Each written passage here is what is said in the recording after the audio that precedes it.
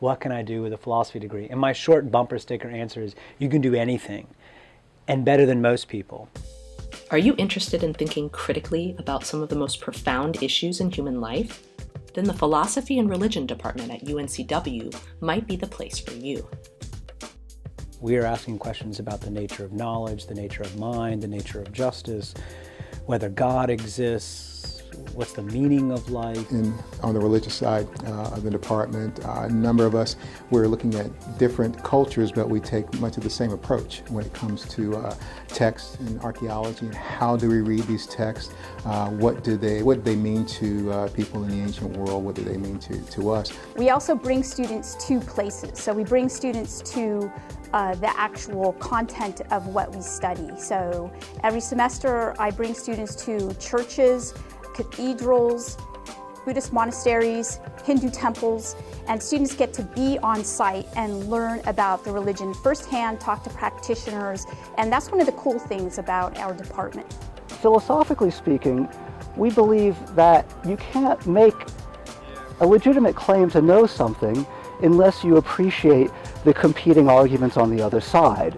And so my job as a philosophy professor is to teach you how to think critically, to develop arguments on multiple sides of complicated issues in order to legitimate whatever particular commitments you yourself have. If you do have a religious conviction, that hopefully I will say something that will help you better understand what it is that you believe or don't believe, and challenge you to think about it in a more critical manner. The Philosophy and Religion major provides students with opportunities to develop strong critical thinking and writing skills, applicable to a variety of potential careers and postgraduate opportunities. There aren't many fields out there that do not rely critically on clarity of thought.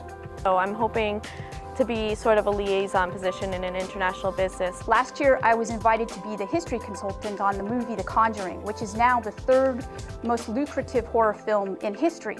And several of my students were able to help me with that movie, deciphering Latin and helping with exorcism scenes and things like that. So what they learned in their courses had real-world applications. It seems to me that education doesn't actually take place in the classroom per se.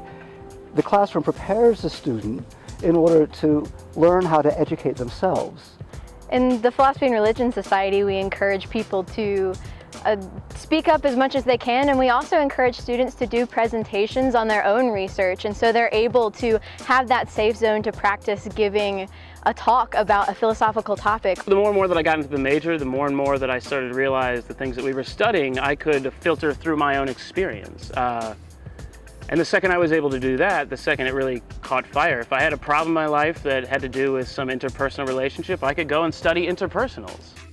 When it came to ethical issues, you know, when I saw maybe things in politics that I disagreed with, I could look into political philosophy, I could look into ethics, give me a point of view from there where I didn't have to listen to major media, I could argue for myself. When you talk to employers, that's what they want out of employees. They want some people who can learn on the job, who can think critically, and who can write. And of course, in philosophy, you are going to be writing. Not a lot of multiple choice exams in philosophy. Students who major in our department score highly on a variety of tests, including the LSAT, MCAT, GRE, and GMAT. If you want to go to law school, you will have to take the LSAT exam.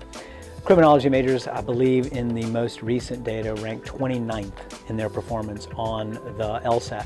Philosophy majors rank first.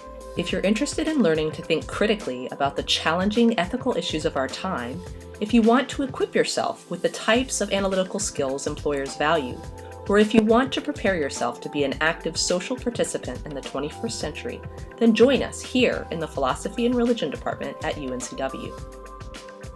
At one of our society meetings, Sarah had said, you know, my English background, I get to sound really smart at parties, and Dr. White was like, with a philosophy background, you are smart at parties. So